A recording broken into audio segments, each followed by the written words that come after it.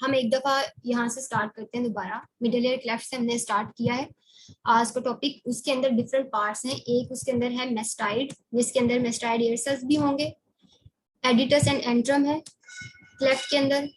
Attic part होता है, और क्या होता है, मिडल ईयर। मिडल ईयर को हमने डिवाइड करना है in relation to tympanic membrane. Tympanic membrane से अबव वाला मिडल ईयर का पार्ट होगा एपिटिम्पैनिक। सेंटर वाला जो कि उसके करस्पॉन्डिंग होगा मीजो, और उससे नीचे कौन सा है, हाइपोटिम्पैनिक। ठीक है। टिम्पैनिक मेम्ब्रेन का जो पार्ट्स फ्लैसिडा होगा वो यहाँ पे एटिक मेम्ब्रेन की तरफ होगा। हम यहाँ पे देख रहे थे अभी, ये पार्ट्स फ्लैसिडा है और यहाँ पे ऊपर एटिक था। ठीक है। ये पार्ट्स टेंसा है, कोन ऑफ लाइट है। ठीक है। और बाकी ये है टिम्पैनिक मेम्ब्रेन। टिम्पैनिक मेम्ब्रेन की कितनी लेयर्स होती हैं, पढ़ा है ना आपने एनाटॉमी, कितनी लेयर्स होती है, तीन। तीन लेयर्स होती हैं। देखिए इस तरह होती है ना टिम्पैनिक मेम्ब्रेन, इसकी तीन लेयर्स हैं, 1 2 एंड 3। ये वाली फेस करती है एक्सटर्नल ऑडिटरी कैनाल को। ठीक है। ये वाली फेस कर रही है किसको, मिडल ईयर को। और सेंटर वाली जो होगी वो होगी फाइब्रस। ठीक है।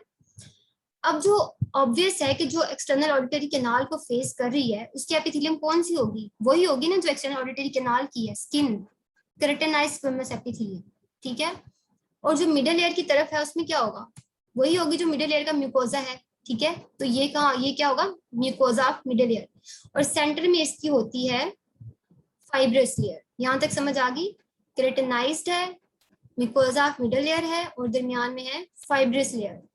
पार्स फ्लैसिडा है, पार्स टेंसा है। फ्लैसिडा कहाँ जा रहा है, एटिक में। ठीक है, एटिक में जाएगा। अब हम आज का टॉपिक स्टार्ट करते हैं। ये कंसेप्ट जरूरी था यहाँ तक। अब हमने करना है आज कोलेस्टेटोमा। नाम से आपको लग रहा है कि कोलिस्ट है, कोलेस्ट्रॉल टाइप कोई चीज होगी, ऐसा नहीं है। इसमें कोई कोलेस्ट्रॉल डेपोजिशन नहीं। ओमा हम किस लिए यूज करते हैं, ओमा हम यूज करते हैं किसी भी कैंसर के लिए, लेकिन ये कैंसर भी नहीं है। It is a misnomer. Cholesteatoma में ना तो कोलेस्ट्रॉल है और ना ही ये कैंसर है। ठीक है। अब होता क्या है कि हमने देखा है कि जो मिडल ईयर क्लेफ्ट है उसके अंदर कोई भी जो है ना केराटिनाइज्ड स्क्विमस एपिथेलियम नहीं है। ठीक है। जो केराटिनाइज्ड स्क्विमस एपिथेलियम थी वो सिर्फ बाहर थी। कहाँ पे थी वो, सिर्फ एक्सटर्नल ऑडिटरी कैनाल में। अब अगर वो जो केराटिनाइज्ड एपिथेलियम है वो मिडल एयर में आ जाए, ठीक है, वो मिडल एयर में आ गई है, वो क्यों आई है, कैसे आई है, उसकी डिफरेंट थ्योरीज हम आगे पढ़ेंगे। अभी सिर्फ ये याद रखें, केराटिनाइज्ड स्क्विमस एपिथेलियम मिडल एयर के अंदर आ गई है, इसको हमने कहना है कोलेस्टेटोमा। ठीक है। Skin in the wrong place. जो केराटिनाइज्ड एपिथेलियम है वो स्किन नहीं है ना बेसिकली, वो चली गई मिडल एयर के अंदर और उसने बना दिया कोलेस्टेटोमा। बस ये याद रखना है, कोलेस्टेटोमा का मेन कंसेप्ट है skin in the wrong place. Skin चली गई मिडल ईयर के अंदर। मिडल ईयर में कोई स्किन नहीं थी, एक्सटर्नल ईयर में स्किन थी, वो मिडल ईयर में गई है। वो कैसे गई है वो हम आगे पढ़ते हैं। ठीक है। क्या है definition, abnormal growth of skin in middle ear behind the tympanic membrane, ear drum के पीछे। वो हम आगे पढ़ेंगे कि कैसे गई है। यही तो मेन टॉपिक है कि कैसे गई। ठीक है। अब ये जो कोलेस्टेटोमा बन गया ना, जो अंदर स्किन चली गई है, उसके दो पार्ट्स हैं। एक है उसका मैट्रिक्स और दूसरा है उसका केराटिन डेब्रिस। ठीक है। नेक्स्ट स्लाइड पे देखिए, ये है, ये कोलेस्टेटोमा है। ठीक है। ये दरमियान में केराटिन मैस है, ये जो आपको नजर आ रहा है पूरा केराटिन मैस है। और ये है स्ट्रेटिफाइड स्क्विमस एपिथेलियम। दो चीजें कोलेस्टेटोमा की, केराटिन है और मैट्रिक्स है। और ये कहाँ पे पड़ा हुआ है, कहाँ चला गया है, मिडिल एयर के अंदर। ठीक है। अच्छा, ऑरिकल से, एक्सटर्नल ऑडिटरी कैनाल से, जो एयर ड्रम से जो स्किन है वो पीछे आ गई है मिडिल एयर में, इसको हमने कह दिया है कोलेस्टेटोमा।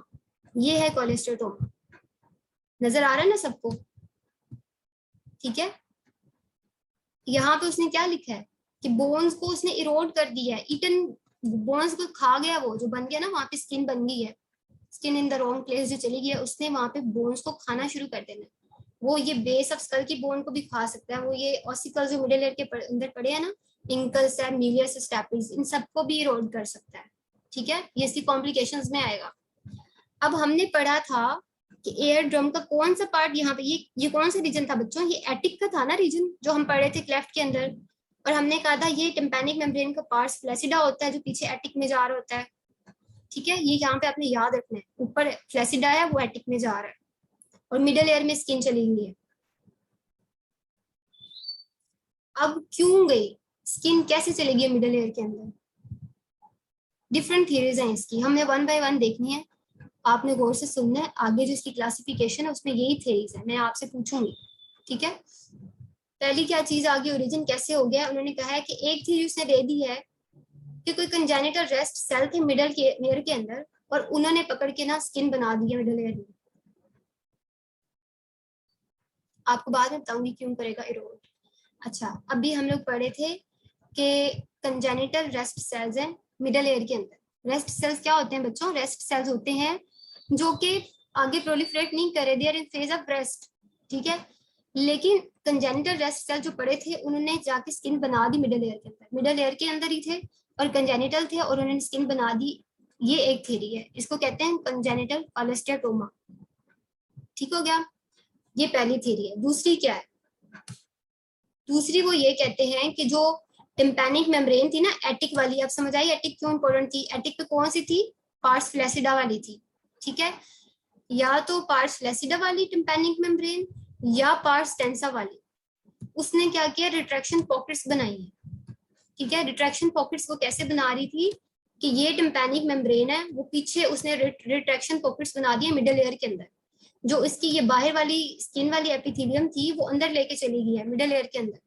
समझ आई इस चीज की जी। ये ओरिजिन याद करना है, ये एमसीक्यूज के लिए इंपॉर्टेंट है। बच्चे देखो, जो टिम्पैनिक मेम्ब्रेन की बाहर वाली कौन सी एपिथेलियम है, बाहर एपिथेलियम है टिम्पैनिक मेम्ब्रेन की स्किन। अगर वो स्किन की रिट्रैक्शन पॉकेट बनती है, रिट्रैक्ट होके वो पीछे मिडल एयर में चली गई है, मिडल एयर के अंदर कौन सी एपिथेलियम लेके जाएगी, स्किन अंदर लेके चली गई है ना। वो पहले वो बाहर थी, वो रिट्रैक्ट होके पीछे मिडल एयर में गई है। ठीक है, रिट्रैक्शन पॉकेट्स बना के। आप पूछ रहे थे ना स्किन कैसे अंदर गई, एक थ्योरी ये है कि रिट्रैक्शन पॉकेट्स बनी है और वो स्किन अंदर लेके मिडल एयर में चली गई। ठीक हो गया, इन्वेजिनेशन हो जाएगी टिम्पैनिक मेम्ब्रेन की। अब भी ये इन्वेजिनेशन किसी वजह से भी हो सकती है, कोई इन्फेक्शन हो सकता है उस वजह से हो सकती है। टिम्पैनिक मेम्ब्रेन की रिट्रैक्शन हमने पढ़ा था कि अगर यूस्ट्रेजन ट्यूब जो है वो ब्लॉक हो तो नेगेटिव प्रेशर से भी रिट्रैक्ट हो जाती है। याद है ना आपको, ये जो पूछ रहे रिट्रैक्शन पॉकेट्स क्यों बन रही है, कल आपने पढ़ा है रिट्रैक्शन क्यों होती है। नेगेटिव प्रेशर अगर हो जाए मिडल एयर के अंदर तब भी रिट्रैक्शन हो जाती है। ठीक है, तो रिट्रैक्ट हुई, पीछे मिडल एयर में गई और स्किन अंदर लेके चली गई।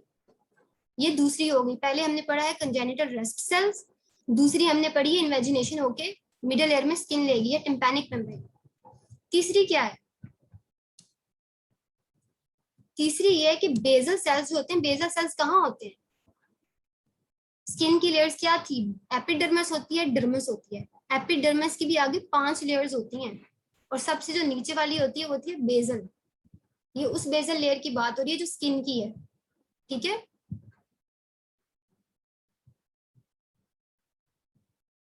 बेसल लेयर जो होती है स्किन की उसने प्रोड्यूस करनी होती है स्किन। ठीक है, अगर उस सेल का, बेसल सेल का हाइपरप्लेजिया शुरू हो गया है तो उसने भी स्किन बना देनी है मिडल एयर के अंदर। ठीक है, पहली हमने क्या चीज पढ़ी है, पहली हमने चीज पढ़ी थी कि रेस्ट सेल्स थे, रेस्ट सेल्स थे मिडल एयर के अंदर, उन्होंने स्किन बना दी अंदर। एक बात इतना याद रखना है आपने। ठीक है, दूसरा क्या हुआ है कि टिम्पैनिक मेम्ब्रेन रिट्रैक्ट होकर स्किन पीछे ले गई है मिडल एयर के अंदर। तीसरा क्या हुआ है कि बेसल सेल्स होते हैं जो कि नॉर्मली स्किन प्रोड्यूस कर रहे होते हैं, उनका हुआ है हाइपरप्लेजिया। अब हाइपरप्लेजिया क्या है, हाइपरप्लेजिया के नंबर ऑफ सेल्स इंक्रीज हो गए। ठीक है, कोई भी इंफेक्शन हुआ है उसका है तो बेसल सेल्स का हाइपरप्लेजिया हुआ है तो वो भी स्किन को लेके चले गए मिडल एयर के अंदर। ठीक हो गया।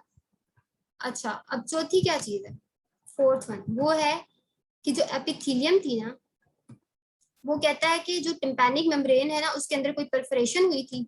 ठीक है, ये परफोरेशन है तो जो स्किन थी ना वो इस परफोरेशन से एक्सटर्नल ऑडिटरी कैनाल से पीछे मिडल एयर में चली गई है। ठीक है, इसे कह रहे हैं एपिथेलियल इन्वेजन। समझ आई इस बात की? ये तो सबसे इजी है कि टिम्पैनिक मेम्ब्रेन के अंदर परफोरेशन थी, तो जो स्किन है वो बाहर से एक्सटर्नल ऑडिटरी कैनाल से पीछे मिडिल लेयर में चली गई है। Basal hyperplasia under influence of infection होगा, वो मैं आगे आपको डायग्राम दिखाती हूँ। इसने भी एटिक रीजन से पीछे मिडिल एयर में जाना है, ठीक है। अब पांचवा है मेटाप्लेजिया। मेटाप्लेजिया क्या होता है बच्चों? मेटाप्लेजिया क्या होता है? मेटाप्लेजिया होता है, आपने बेरेट एसोफेगस पढ़ी है पैथो में। मेटाप्लेजिया होता है कि एक तरह की एपिथेलियम दूसरी तरह की एपिथेलियम में कन्वर्ट हो गई है, ठीक है। बेरेट एसोफेगस में क्या होता था कि जो एपिथेलियम थी ना स्क्वेमस एसोफेगस की, वो कलमनर में कन्वर्ट हो गई थी। एक तरह की एपिथेलियम दूसरी तरह में चली गई है, ठीक है। तो यहाँ पे भी यही हुआ है कि जो मिडिल लेयर की एपिथेलियम थी ना, वो खुद ही स्किन वाली एपिथेलियम में चली गई है, मेटाप्लेजिया हो गया। समझ आ गई सबको? मुझे पता है थोड़ा जो है ट्रिकी है, थोड़ा डिफिकल्ट है, लेकिन अब वन बाय वन मैं दोबारा रिपीट कर रही हूँ, आपको मैं दोबारा बता रही हूँ, तो आप इसको सुने।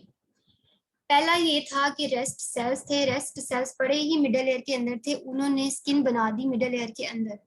पहली चीज ये है कि शायद ऐसा होता होगा। दूसरा है कि शायद ऐसा होता होगा कि टिम्पैनिक मेम्ब्रेन ने रिट्रैक्शन पॉकेट्स बनाई हैं, रिट्रैक्ट हुई है, और वो पीछे है अपनी जो बाहर वाली उसकी स्किन वाली एपिथेलियम थी वो मिडिल एयर में लेके चली गई है, ठीक है।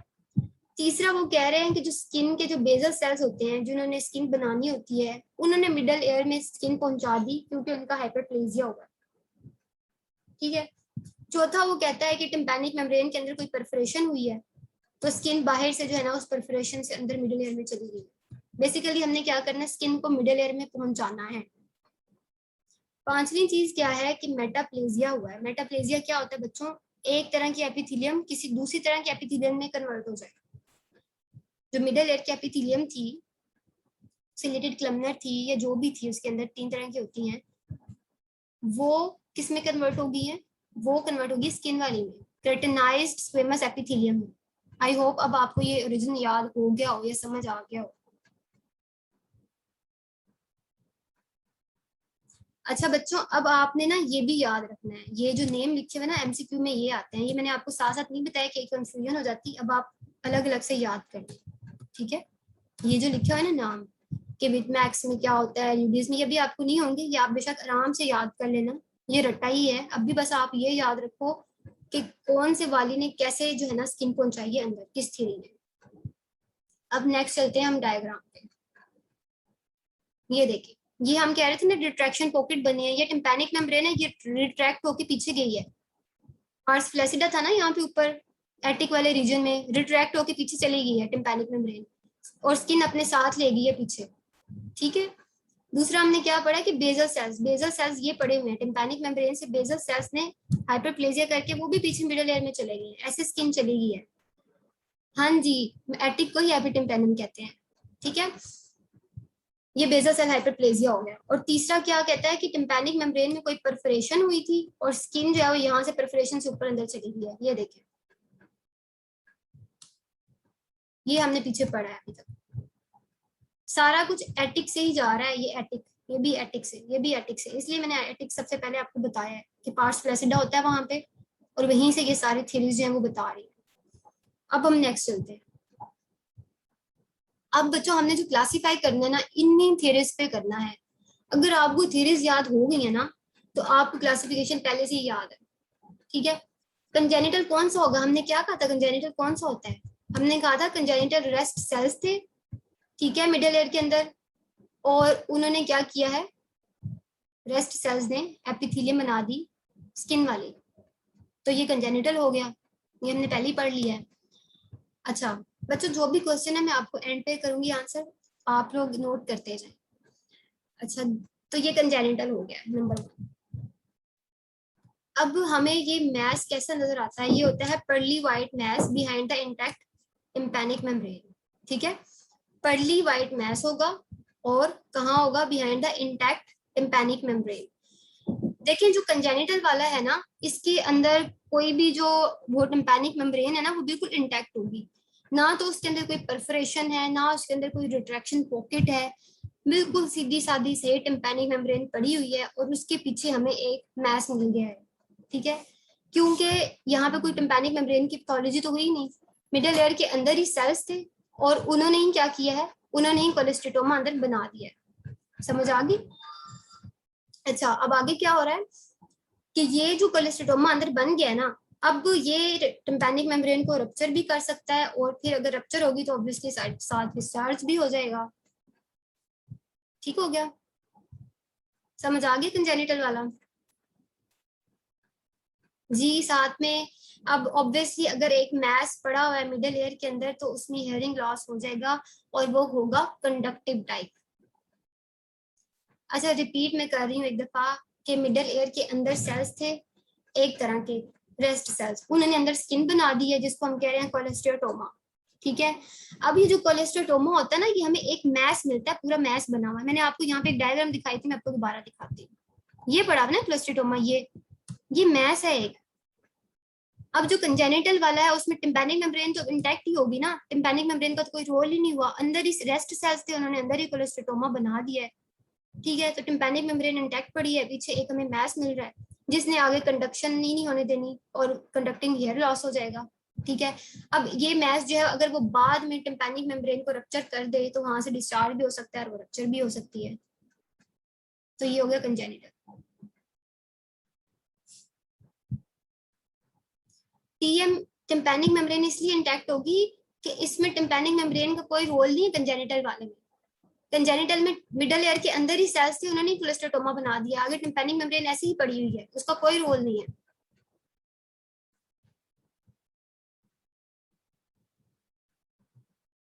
अब दूसरा होता है प्राइमरी एक्वायर्ड, एक होता है कंजेनिटल कि मिडल एयर के अंदर रेस्ट सेल्स थे, उन्होंने कोलेस्टेटोमा बना दिया। अब है प्राइमरी एक्वायर्ड, इसमें टिम्पैनिक मेम्ब्रेन का रोल होगा, प्राइमरी एक्वायर्ड में भी और सेकेंडरी एक्वायर्ड में भी। एक्वायर्ड क्यों कह रहे हैं? एक्वायर्ड इसलिए कह रहे हैं कि ये रेस्ट सेल्स से नहीं बना, इसमें कोई और पैथोलॉजी हुई है इसलिए बन गया ये। और इसको प्राइमरी क्यों कह रहे हैं? जो प्राइमरी और सेकेंडरी है ना, ये हमने कैसे डिवाइड किया? ये हमने ऐसे डिवाइड किया है कि जो प्राइमरी वाला है ना, इसके अंदर ना तो कोई पहले इन्फेक्शन होगा मिडल एयर का और ना ही टिम्पैनिक मेम्ब्रेन की परफोरेशन होगी।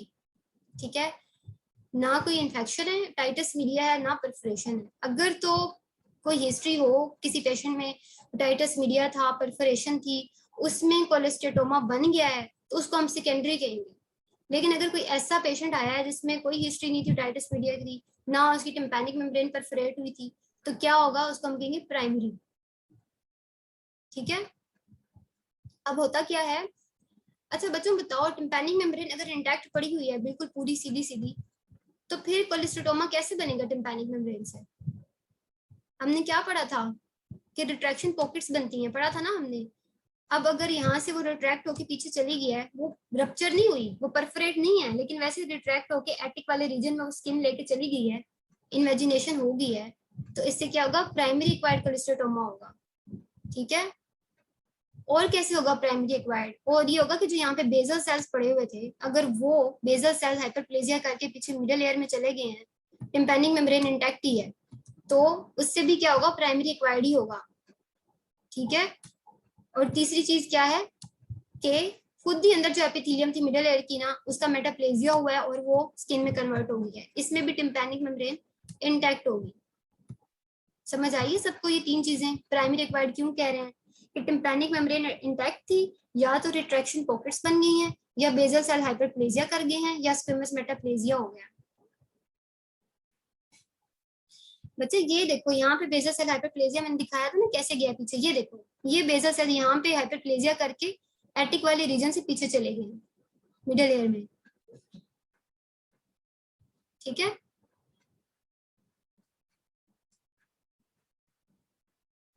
तो ये कौन सा था, प्राइमरी। एक हमने पढ़ा है कंजेनिटल, रेस्ट सेल थे मिडल ईयर के अंदर, उन्होंने अंदर बना दिया कोलेस्टेटोमा, टिम्पैनिक मेम्ब्रेन आगे ठीक ठाक पड़ी हुई है, कोई मसला नहीं हुआ। ठीक है, दूसरा हमने प्राइमरी एक्वायर्ड पढ़ा है कि कोई परफोरेशन नहीं थी टिम्पैनिक मेम्ब्रेन में, ना तो टाइटस मीडिया था, सिंपली क्या हुआ है कि पार्स फ्लैसिडा पीछे जो है वो रिट्रैक्शन पॉकेट बना के चली गई है, या बेजल सेल का हाइपरप्लेजिया हो गया है, या स्क्विमस मेटाप्लेजिया हो गया। ठीक है, अब हम चलते हैं सेकेंडरी। सेकेंडरी में क्या होगा कि सेकेंडरी बहुत आसान है, जो हमने पढ़ा था ना कि अगर टिम्पैनिक मेम्ब्रेन के अंदर परफोरेशन है और स्किन जो है वो बाहर से अंदर चली गई है, ठीक है ना, तो ये हम सेकेंडरी में करेंगे क्योंकि हमें परफोरेशन मिल गई है। ठीक हो गया। हमें हमें क्या मिली है, सेंट्रल परफोरेशन मिल गई है या मार्जिनल, कोई भी हमें परफोरेशन मिली है तो बाहर से skin middle air, external air से मिडल एयर में चली गई है, ठीक है, तो इसको हम कह रहे हैं सेकेंडरी। हाँ जी, मेटाप्लेजिया दोनों में है। मेटाप्लेजिया देखिए, अगर तो इंटैक्ट टिम्पैनिक मेम्ब्रेन वाले में हो रहा है ना मेटाप्लेजिया, तो हम उसे प्राइमरी कह देंगे, और अगर टिम्पैनिक मेम्ब्रेन में परफोरेशन थी और फिर मेटाप्लेजिया हो गया तो हम सेकेंडरी कह देंगे।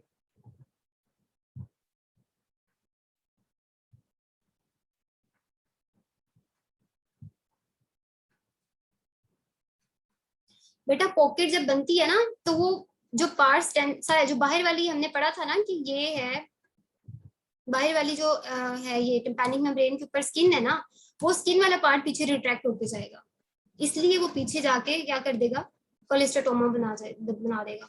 ठीक है, ये समझ आ गई आपको, कंजेनिटल, प्राइमरी और सेकेंडरी।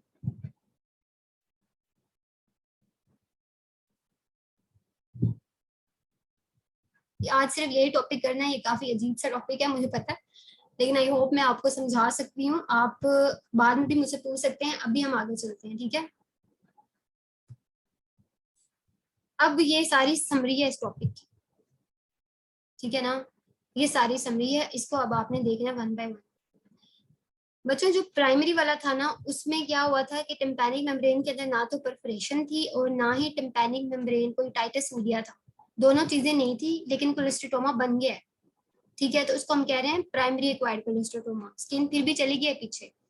और सेकेंडरी हम तब कहेंगे कि जब परफोरेशन हुई है टिम्पैनिक मेम्ब्रेन में, ठीक है, तो क्या होगा कि परफोरेशन हुई थी और वहां से एपिथेलियम पीछे चली गई है, तो वो सेकेंडरी होगा। बच्चे इन्फेक्शन होगा, लेकिन सब क्लिनिकल होगा, ये भी देखे ना, सब एक्यूट सब क्लिनिकल ऐसे इन्फेक्शन होंगे, लिखा हुआ है ना साथ में सब क्लिनिकल, ठीक है। अब बच्चों देखो, प्राइमरी प्राइमरी में क्या हुआ है कि नेगेटिव प्रेशर बना है, रिट्रैक्शन पॉकेट्स हमने कहा था ना, रिट्रैक्शन पॉकेट्स बन गई हैं, तो उस वजह से हुआ है प्राइमरी में। वो क्यों होता है, वो कल आपने पढ़ा है कि यूस्ट्रेजियन ट्यूब ऑब्स्ट्रक्ट हुई है, नेगेटिव प्रेशर आया, रिट्रैक्शन पॉकेट बनी है, तो प्राइमरी एक्वायर्ड कोलेस्ट्रोमा बन गया है, ठीक है। या बेसल सेल की प्रोलिफरेशन हो गई है ड्यू टू सब क्लिनिकल इन्फेक्शन, बच्चों टाइटस मीडिया नहीं, सब क्लिनिकल इन्फेक्शन, दोनों डिफरेंट चीजें हैं, ठीक है। कौन सी तीन चीजें प्राइमरी करवा रही हैं, एक मेटाप्लेजिया हो गया, एक प्रोलिफरेशन हो गया बेजल लेयर की, एक रिट्रैक्शन पॉकेट बन गई है, समझ आ गई प्राइमरी।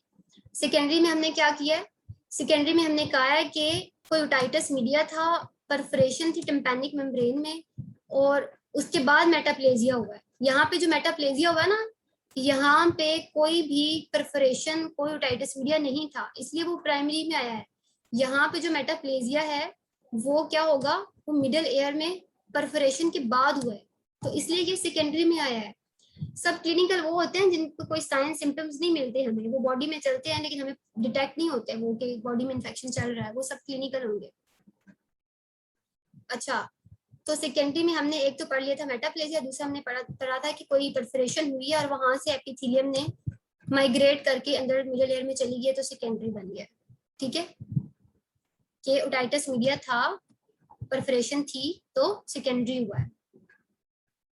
आप भी ये फ्लो चार्ट याद कर सकते हैं, अगर आपने वैसे क्लासिफिकेशन याद कर लिया तो ये याद करने की जरूरत नहीं है, बस आपको क्लासिफिकेशन आनी चाहिए,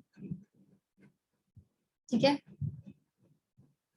बच्चे मेटाप्लेजिया जो है ना, वो कोई इसकी ये कॉज नहीं है सिर्फ कि वो जो है वो परफोरेशन की वजह से ही हो सकता है, दोनों में हो सकता है। अगर तो इंटैक्ट टिम्पैनिक मेम्ब्रेन के बाद हो गया ना, तो उसको हम प्राइमरी कह रहे हैं, और अगर वो परफोरेशन के बाद हो रहा है ना, तो हम उसे सेकेंडरी कह रहे हैं, ठीक है।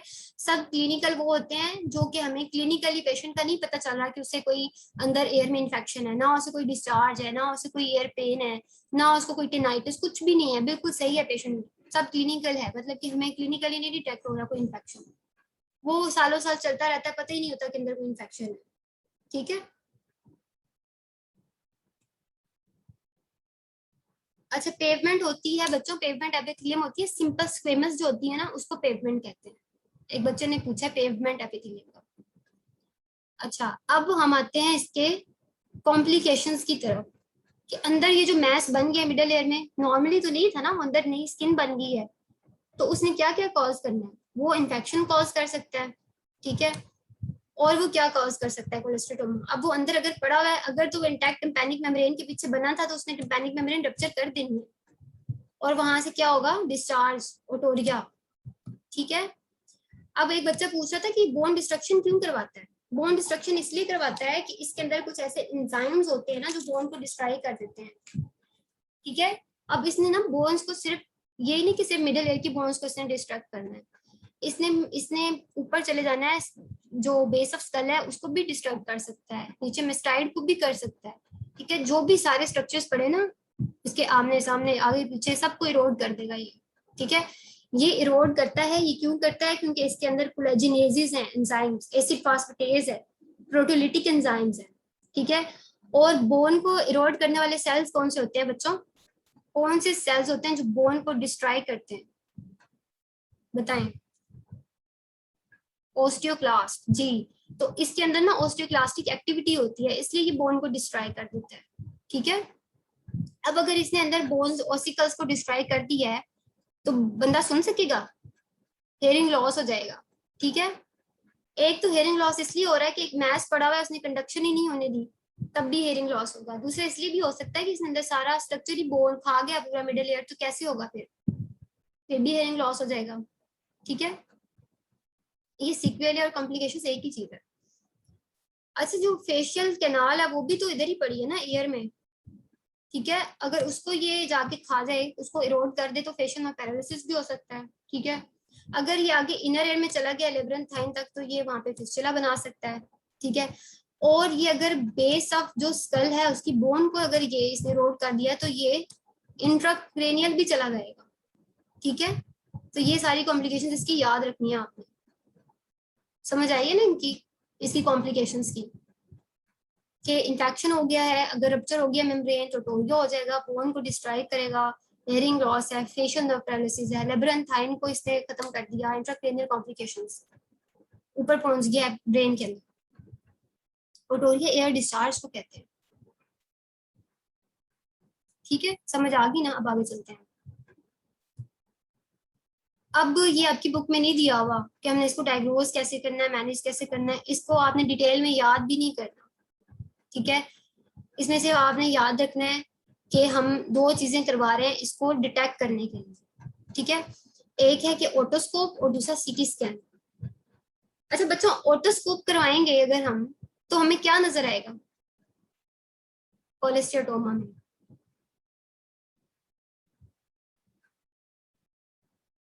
जी। देखें बच्चे क्या क्या हो सकता है, अगर तो टिम्पैनिक मेम्ब्रेन इंटैक्ट है और पीछे मैस पड़ा हुआ है तो हमें तो कुछ भी नजर नहीं आएगा, ठीक है। इंटैक्ट टिम्पैनिक मेम्ब्रेन नजर आएगी, अगर कंजेनिटल वाला है तो वो तो पीछे पड़ा हुआ है, हमें कैसे पता चलेगा पीछे कोलेस्ट्रोमा है। लेकिन अगर उसने टिम्पैनिक मेम्ब्रेन को परफरेट किया हुआ है तो फिर हमें मैस नजर आ सकता है पीछे, तो ये चीज याद रखनी है, जरूरी नहीं कि हमें मैस नजर आए। अगर इंटैक्ट है तो हमें कुछ नजर नहीं आएगा, अगर परफरेट होगी या रिट्रैक्शन पॉकेट्स बनी हुई है तो वो हमें नजर आएंगे, ठीक है। पहला पॉइंट है। दूसरा क्या है, सीटी स्कैन। सीटी स्कैन क्यों करवा रहे हैं, हमने कभी भी, हमने अभी तक जितनी पढ़ी है हमने बहुत कम पढ़ा है कि ईयर में हम सीटी स्कैन करवाए, इसमें क्यों करवा रहे हैं, जी। बोन इरोजन, हमने देखना है कि ये जो कोलेस्ट्रोमा अंदर पड़ा हुआ है इसने कितने स्ट्रक्चर्स को इन्वॉल्व कर लिया हुआ है, इसमें हमें ये व्हाइट मैच नजर आएगा, ओपेसिटी नजर आएगी हमें मिडल एयर के अंदर सीटी स्कैन में, ठीक है। और इसमें क्या होगा, हम देखेंगे कि इसने कितने ऑसिकल्स को खा लिया है, ये कहाँ तक पहुंच गया, मेस्टाइड में तो नहीं चला गया, क्रेनियम में तो नहीं चला गया, कहाँ कहाँ चला गया, ये हमने सीटी स्कैन पे देखना है, ठीक है। बेटा कॉम्प्लिकेशंस, और जो ये मैंने स्लाइड बनाई है ये मैंने कुछ यहाँ वहाँ नेट से देख के और कुछ और इधर उधर से बुक से देख के लिखी है, ये आपकी बुक में नहीं है, ये आपको पीडीएफ मिल जाएगा, डोंट वरी, ठीक है। ऑटोस्कोप और सीटी स्कैन।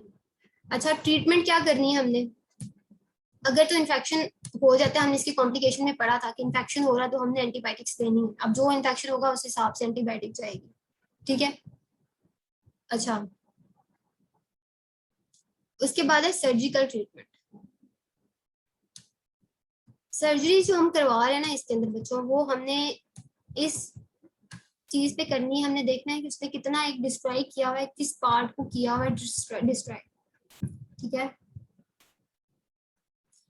ये है एक चीज की टिम्पैनोप्लास्टी और मेस्टाइडेक्टमी और ओसिकुलोप्लास्टी। मैनेजमेंट में सिर्फ यही चीजें लिखनी है आपने, ट्रीटमेंट और सर्जिकल ट्रीटमेंट कि कैसे कैसे हमने करना है। अगर तो आपकी यूट्यूब की बुक में कोई इससे बेहतर लिखी हुई है मैनेजमेंट तो आप कर सकते हैं, वरना बुक में नहीं है, ये आप फिर ये भी कर लें तो this is more than enough. ठीक है, इसमें मोस्टली आपकी यूट्यूब में सिर्फ डेफिनेशन पूछी हुई है या इसकी थ्योरीज आती हैं एमसीक्यूज में या वाइवा में पूछ लेते हैं कि स्किन कैसे की है मिडिल एज के अंदर। अब मैं आपको बताने वाली हूँ कि ये टिम्पैनोप्लास्टी, मेस्टाइडेक्टमी, ओस्टियोप्लास्टी क्या है। टिम्पैनोप्लास्टी और मायरिंगोप्लास्टी में डिफरेंस क्या होता है बच्चों? किसी को पता है? इसका अलग लेक्चर होगा, मेरा ही होगा, मायरिंगोप्लास्टी और टिम्पैनोप्लास्टी का। यहाँ पे सिर्फ आप ये याद रखें कि टिम्पैनिक मेम्ब्रेन को जब हमने रिपेयर करना है ना, सिर्फ हम टिम्पैनिक मेम्ब्रेन को कर रहे हैं रिपेयर और किसी चीज को नहीं, तो उसको हम कहेंगे मायरिंगोप्लास्टी।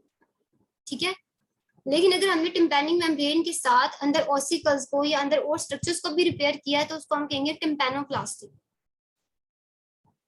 समझ आ गई? जी, मिदत ने बिल्कुल सही कहा है कि टिम्पैनोप्लास्टी में मायरिंगोप्लास्टी और अंदर जो ऑसिकल्स को हमने ठीक करना है वो दोनों आ जाएंगे।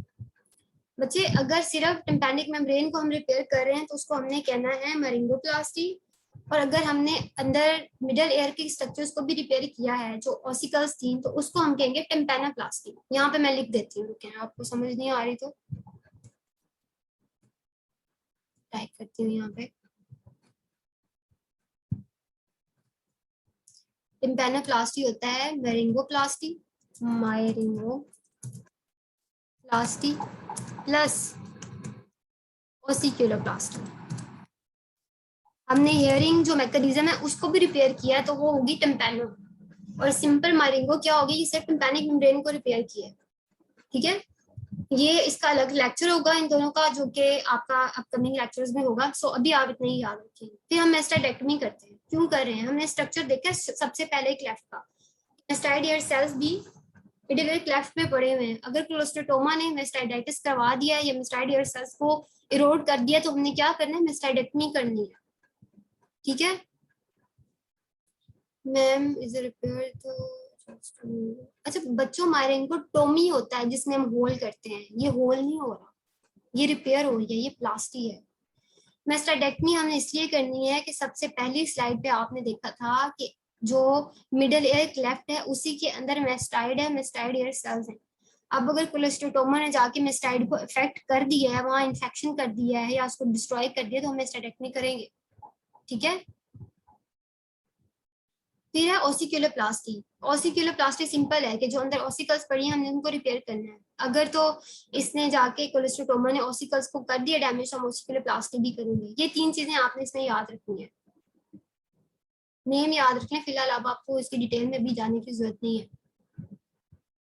ठीक है, समझ आ गया सबको? अब है सेल्फ असेसमेंट क्वेश्चंस। यहाँ पे ये अब मैं आपसे पूछूंगी, ठीक है, कि कितनी समझ आई है आपको। अभी भी समझ नहीं आई तो यहाँ पे आप समझ लेंगे।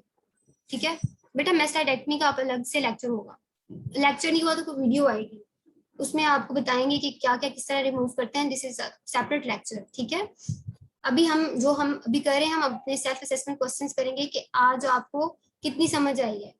तो हैबरमैन्स थ्योरी में क्या हो रहा था?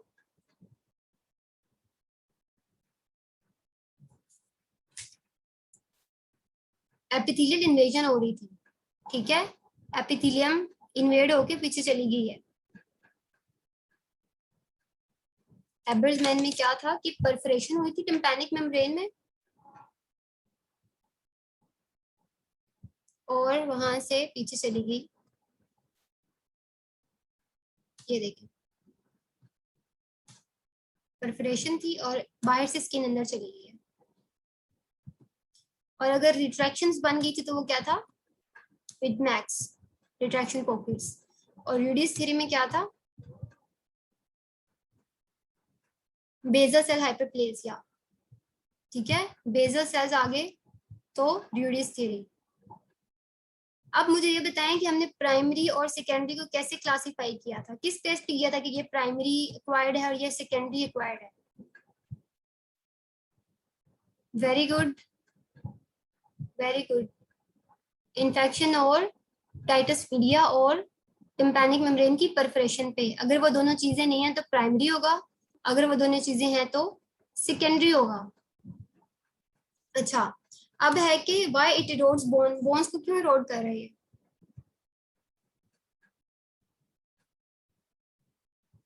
एंजाइम्स हैं, कौन से एंजाइम्स हैं? Osteoclastic activity, good.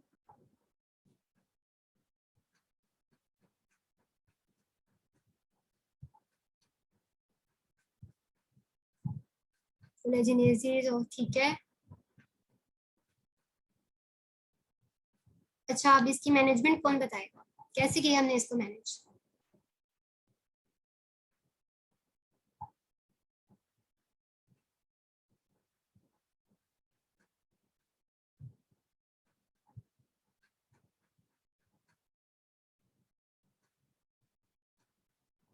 जी, एंटीबायोटिक्स दी है, मारिंगोप्लास्टी की है, टिम्पैनोप्लास्टी की है हमने, मिस्टाइडेक्टमी की और ओसिकुलोप्लास्टी। ठीक है, आई होप कि आपको समझ आ गई हो। I have repeated many times एक एक टॉपिक, तो अगर तो आपको समझ आ गई है तो आप लीव कर सकते हैं, अगर कोई क्वेश्चन है तो आप बता दें मुझे। बेटा मेस्टाइटेक्टमी का आपको अलग से बताएंगे, अभी मेस्टाइटेक्टमी पे आप ना जाएं, वो एक लंबा टॉपिक है, अलग टॉपिक है। ये जो एक्यूट नेक्रोटाइजिंग ओटाइटिस मीडिया पूछ रहे हैं ना बच्चों, ये सीवियर फॉर्म होती है बैक्टीरियल ओटाइटिस मीडिया की। ठीक है, आपको इसकी डिटेल नहीं करनी, कुछ भी नहीं करना। ठीक है, सिर्फ क्या होगा कि सीवियर फॉर्म होती है बैक्टीरियल ओटाइटिस मीडिया की, और इसने टेम्पेनिक मेम्ब्रेन की परफोरेशन करा देनी है, और वहां से जो है वो सेल से इन्वेजिनेट होकर स्किन वाले अंदर चले जाएंगे। ठीक है, कॉज ऑफ इन्फेक्शन। अच्छा, इसकी कॉज नेक्रोटाइजिंग वाले की बैक्टीरियल इन्फेक्शन है, स्ट्रेप्टोकोकस करवाता है। ठीक है, बीटा हेमोलिटिक स्ट्रेप्टोकोकाई है ना, उन्होंने करवानी है।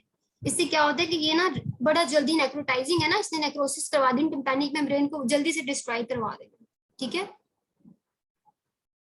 अच्छा अब इन्फेक्शन, इन्फेक्शन क्या पूछ रहे हैं आप?